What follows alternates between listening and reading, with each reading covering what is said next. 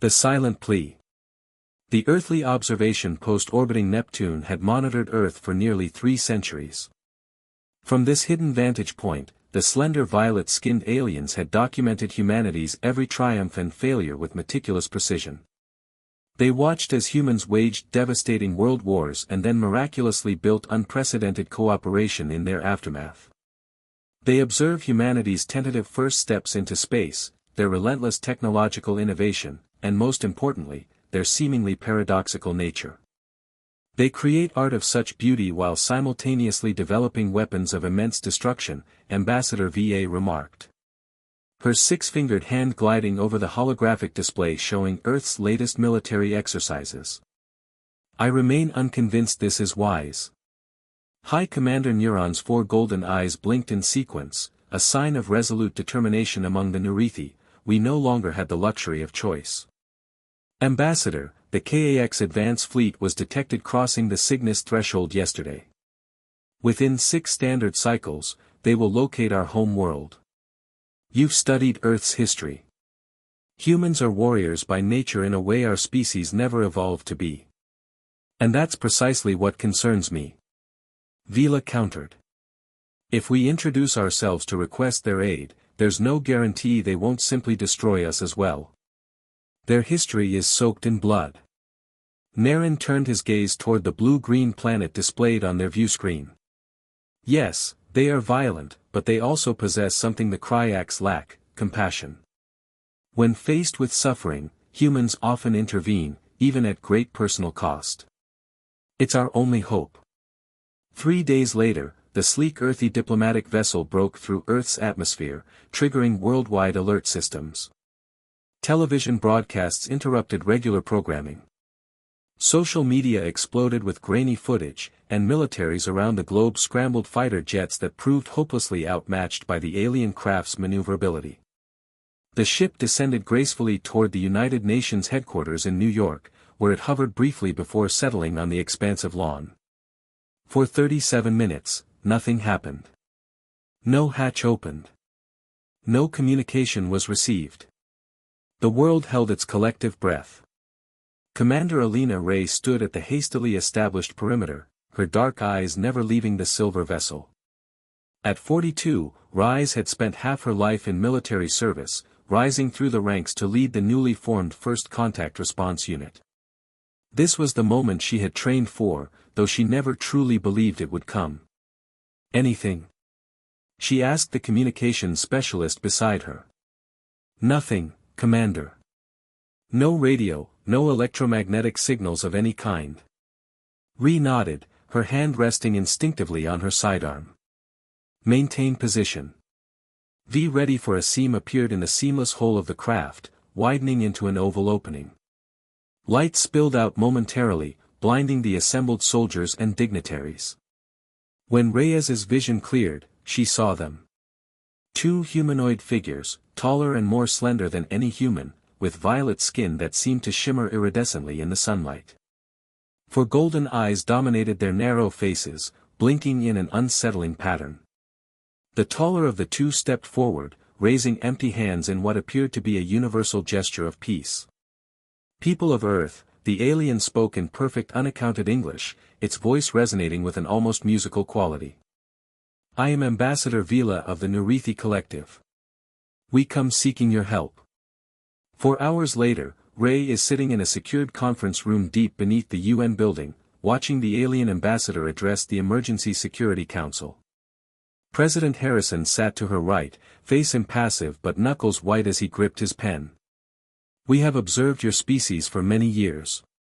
Vila explained, her movements graceful and precise. We hoped never to reveal ourselves to allow your natural development to proceed uninterrupted. But circumstances have forced our hand. Ambassador VA activated a small device on her wrist. A 3-dimensional hologram materialized in the center of the room, showing reptilian creatures with armored exoskeletons, powerful limbs ending in razor-sharp claws and elongated skulls crowned with bony crests. The Kryvax Dominion, she continued, has conquered 17 civilizations in the past century alone. They consume resources, enslave populations, and eradicate all resistance. They are approaching Noirati space. Our scientists estimate they will reach our home world within 6 of your months, and you want us to fight them for you. The Chinese representative's voice was sharp with skepticism. VA's 4 eyes blinked rapidly. The Nurathi evolved as a cooperative species. We excel in science, medicine, agriculture, but we lack the capacity for effective warfare. In all our history, we have never developed weapons designed to kill. But you want us to kill for you, Rice said, speaking for the first time since introductions. The alien turned toward her, expression unreadable. No, Commander. We want you to teach us to defend ourselves. President Harrison leaned forward with all due respect. Ambassador, your technology is clearly centuries beyond ours. Your ship alone demonstrates capabilities our scientists have only theorized about. What could we possibly teach you? For the first time, High Commander Neuron spoke, his deeper voice reverberating through the room. Technology isn't everything. Mr. President, the Max possesses advanced technology as well. But your species has something neither the Cax nor the Nurithi possess. What you might call the warrior spirit. VA's hologram shifted to show historical footage. Human armies throughout history from Roman legions to modern special forces. Your entire evolution has been shaped by conflict. You prepare for war even in times of peace. You develop strategies, contingencies, weapons, your entertainment, your literature, your games, all contain elements of combat and strategic thinking. You've been spying on us, the Russian president said. His expression is dark.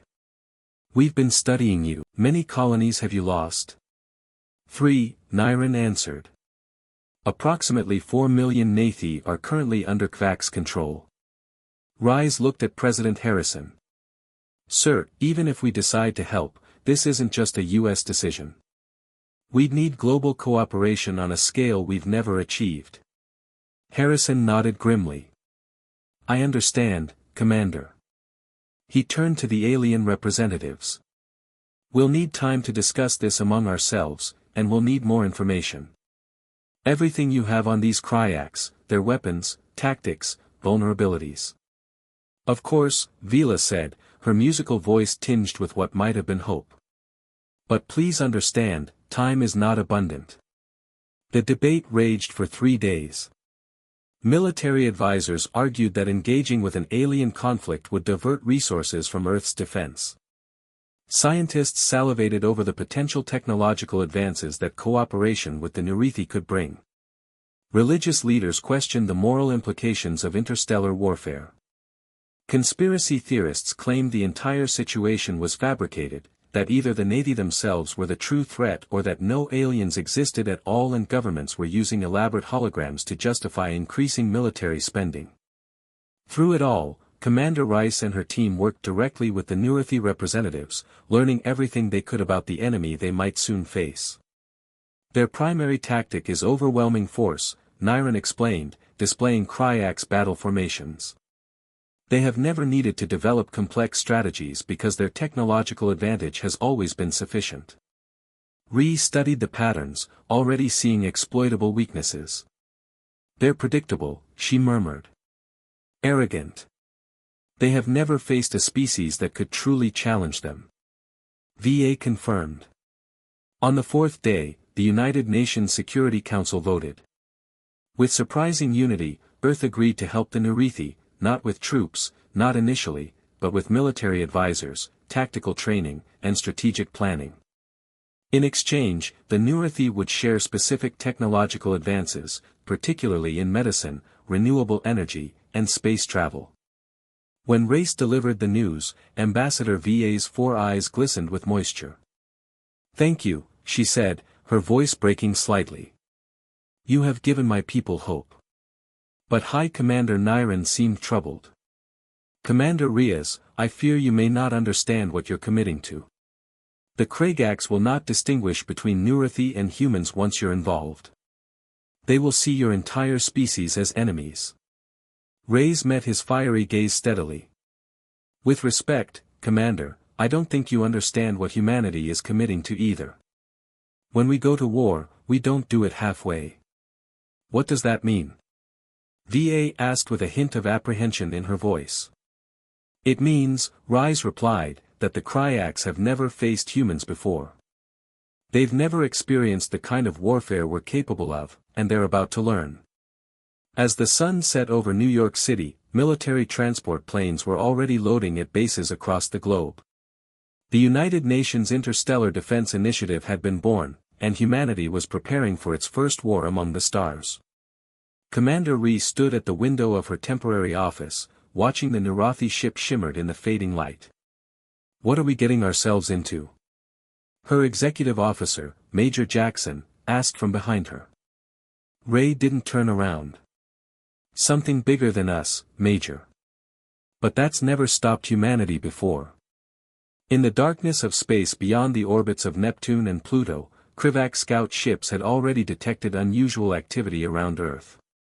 Their commanders, reptilian eyes, narrowing at the unexpected developments, adjusted their invasion timetable.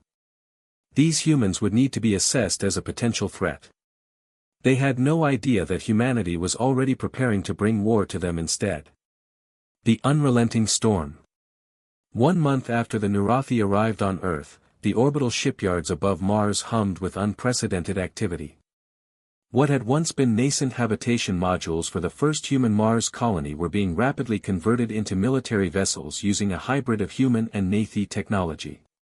Colonel Sophia Chen, formerly of the Chinese People's Liberation Army Space Force, floated through the central corridor of what would soon be the flagship of humanity's first interstellar fleet. At 38, Chen had never imagined she would command a starship, let alone lead humans into battle against an alien threat. Yet here she was overseeing the installation of rail guns and missile systems onto a vessel designed with Neurati faster-than-light technology. The targeting systems are integrating well with the Nathi sensors, reported her chief engineer, Dr. K. Mokafer. But we're still having power regulation issues with the main weapons array. Chen nodded, her expression serious. How long until it's operational? 3 days, maybe 4, Quain replied. The Nirathi engineers are concerned about our modifications. Chen almost smiled. The Nirathi had been horrified when they realized how quickly humans had weaponized their peaceful technology. Where the aliens saw transport vessels and scientific instruments, human engineers saw potential weapons platforms and tactical advantages. It had taken considerable diplomatic effort from Commander Rice to convince the Nirathi that these modifications were necessary. They'll understand when we face the KRYX, Chen said simply. Speaking of which, where are we on the battle simulations? Lieutenant Rodriguez is running them now. Initial results are promising. In a converted cargo bay, Lieutenant Maria Rodriguez stood surrounded by holographic displays showing various combat scenarios. With her was High Commander Neuron, whose 4 golden eyes tracked the simulated movements with growing astonishment. You're deliberately sacrificing vessels to create openings, he observed, voice tinged with horror. These would be ships with crews aboard. Rodri glanced at the alien commander. In these specific scenarios, yes, but those losses would save thousands more. War always involves sacrifice, Commander. The Navy could never think this way, Neuron admitted quietly. Perhaps this is why we've always been vulnerable to species like the KRYX. It's not just about being willing to sacrifice, Rodriguez explained, adjusting the simulation parameters. It's about moment, alarms blared throughout the station. Rodriguez's comm unit crackled to life with Colonel Chen's voice. Battle stations. Kryak scout vessels detected near Jupiter. This is not a drill. The first engagement between humanity and the Kryvaks was brief but decisive. 3 human vessels, still undergoing final system checks, intercepted the Kryvak scouts before they could gather significant intelligence on Earth's defenses. The reptilian aliens, accustomed to facing technologically inferior or non-militant species, were unprepared for the ferocity of the human attack. They never expected us to strike first. Colonel Chen reported during the emergency briefing afterward. Their shields were calibrated for energy weapons similar to what the Nirath use. Our kinetic weapons, rail guns firing tungsten projectiles, went right through their defenses. Commander Rise studied the battle footage, noting the confusion in the Krivac maneuvers. They had no contingency for an aggressive response. Did we secure any intelligence? Limited data from their systems before the ships were destroyed, Chen confirmed. But we've confirmed the location of the nearest KAX-occupied Nurathi colony, Hellas 4. Ambassador Vila, watching silently until now, spoke up. There are over 800,000 Nurithi civilians on Hellas 4. Krivac converted our scientific facilities into military installations. Then that's our first target, Rice decided. Colonel Chen, how soon can your fleet be ready? The flagship and 4 support vessels can deploy in 72 hours. The rest will need at least 2 more weeks. That's not enough, Neuron protested. The Krivac fleet at Helios 4 has at least 15 warships. Rise met his golden gaze steadily. Quality over quantity, Commander. Trust us. 3 days later, 5 human vessels equipped with Neurothift FTL drives departed the solar system. The Earth Expeditionary Force, crewed by soldiers from 27 nations, embarked on humanity's first interstellar military operation. Colonel Chen stood on the bridge of the EDF Defiance, watching as the stars blurred around them. Transit time to Hellas 4. 17 hours, her navigation officer reported. Chin nodded. Maintain stealth protocols. Inform all crew to prepare for combat operations upon arrival. Behind her, Ambassador Vila observed with a mixture of hope and trepidation. What you're attempting has never been done before, she said quietly. No species has ever successfully liberated a world from Kvak's control.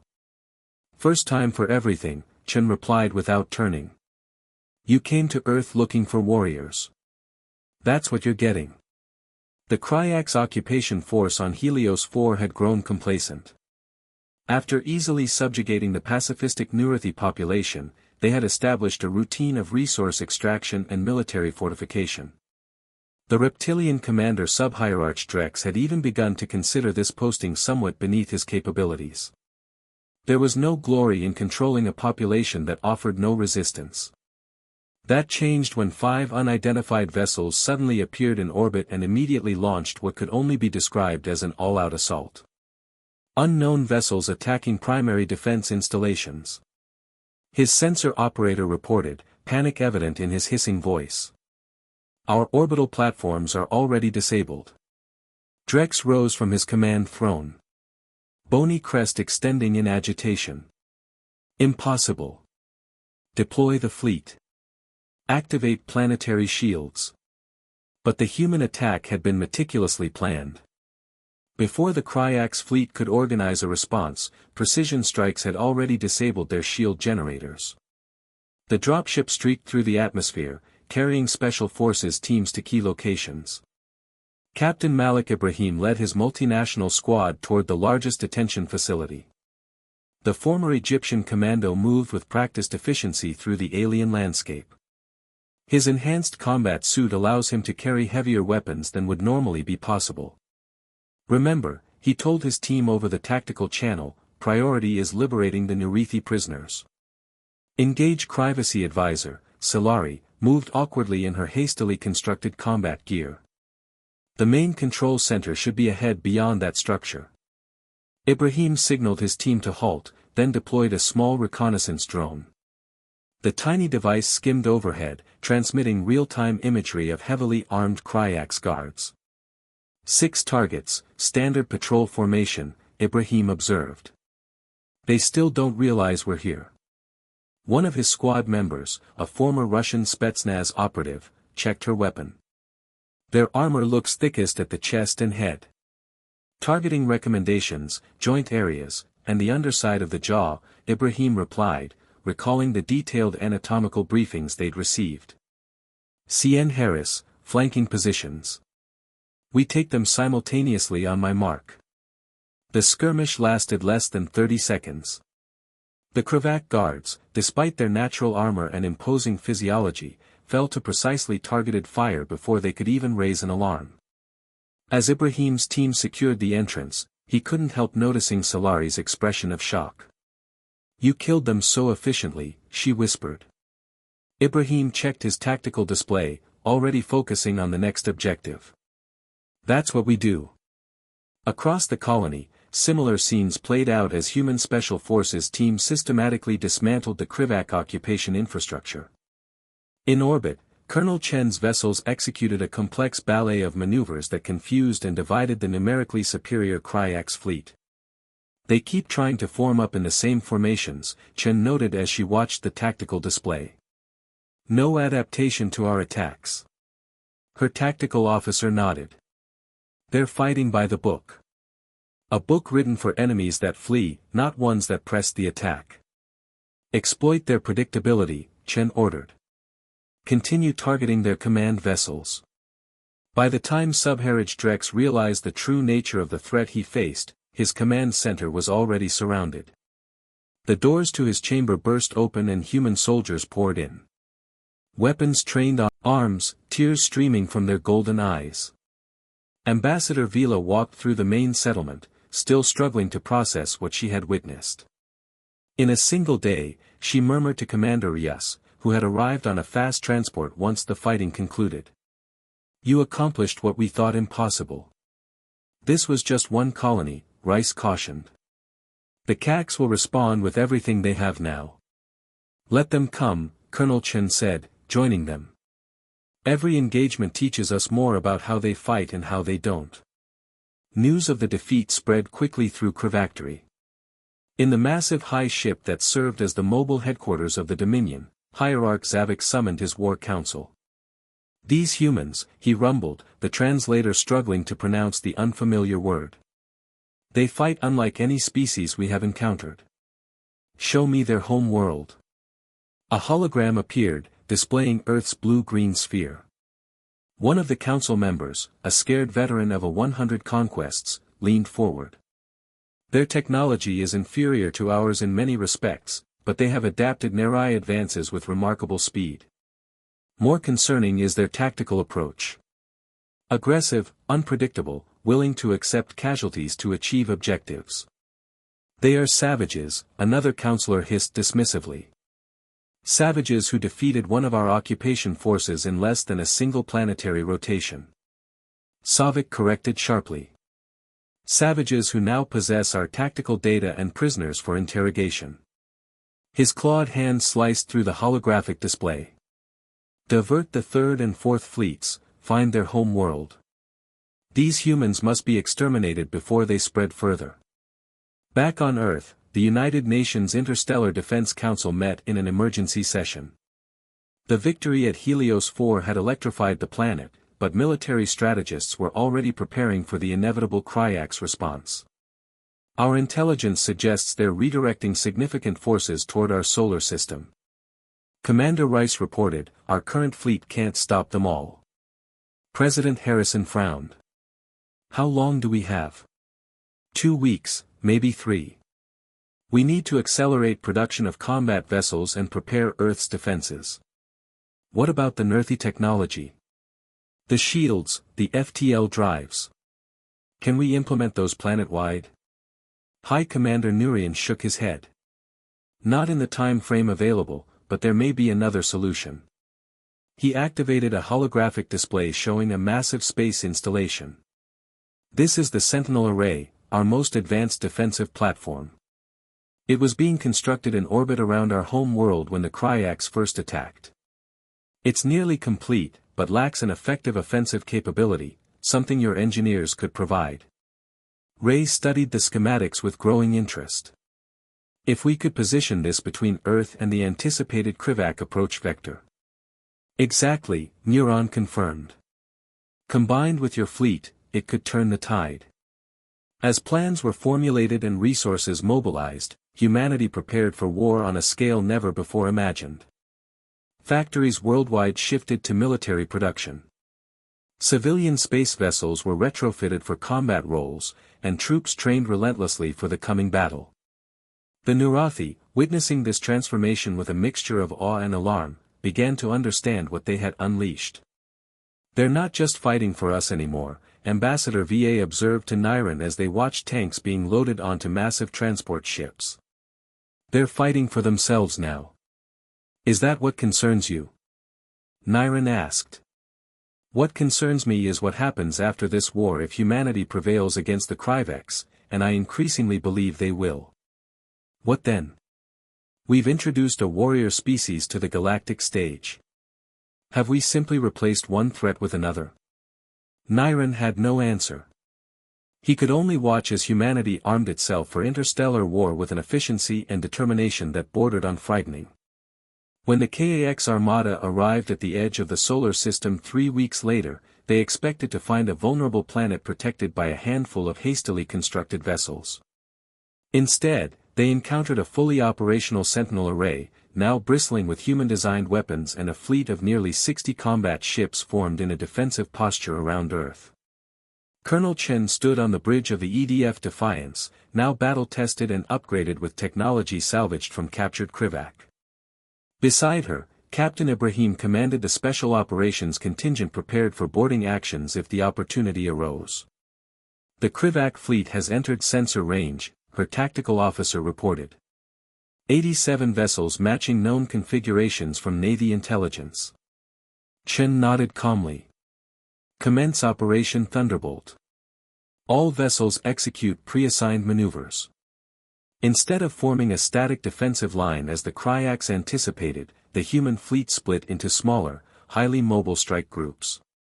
Before the alien armada could adjust their approach, human vessels were already executing Hitandran attacks on their flanks, targeting command ships and communications relays identified by intelligence analysts. The Kryak response was predictably rigid.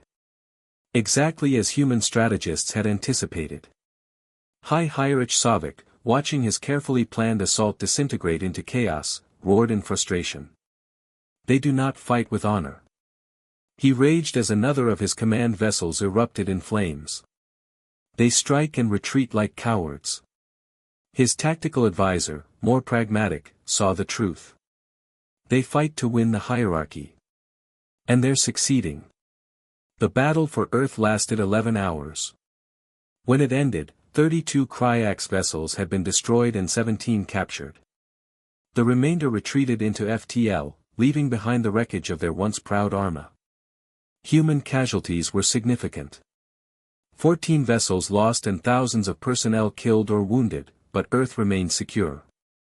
More importantly, the Kryvasi had suffered its first major defeat in centuries. Harrison nodded acknowledgement, but his expression remained solemn.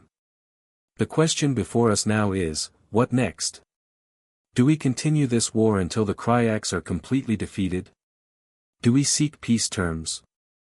And beyond this conflict, what is humanity's role in a galaxy we now know to be filled with both wonders and threats? Commander Rise surveyed the assembly, seeing the same determination in their eyes that she felt in her heart. When the Nurithi came to Earth, they asked for help against an enemy they couldn't defeat alone. We gave them more than help. We brought total war to an aggressor that had never experienced true resistance. In doing so, we discovered something about ourselves. She paused, her gaze, meeting Ambassador VA's 4 golden eyes. Humanity isn't just a warrior species. We fight because we cannot abide tyranny, whether against ourselves or others. The Kryvax threaten not just the Nurathi, but all species that value freedom and self-determination. As long as that threat remains, humanity will stand against it. In the vastness of space, aboard what remained of his once mighty flagship, High Hierarch Savik reviewed reports of yet another defeat. The humans had proven not just capable warriors, but exceptional strategists, turning Krvak's own rigid tactics against them. Worse, they had inspired resistance throughout the Dominion. Perhaps, his most trusted advisor ventured cautiously. We should consider diplomatic options. The humans have shown willingness to accept surrender. Never. Savik snarled, claws, digging into his command throne. The Dominion does not surrender. We will regroup, rebuild, and return with overwhelming force. But as he spoke, another report arrived. 3 more KX outposts had fallen to joint human Nura assault teams, and rumors spread that other subjugated species were now being trained in human combat techniques. For the first time in his long life, Savik felt something akin to fear. The galaxy was changing, transformed by a species that had been unknown to the wider universe just months before. A species that when called upon for help had not merely sent aid, but had brought the full fury of total war. The age of unchallenged Krivak. The age of humanity had begun.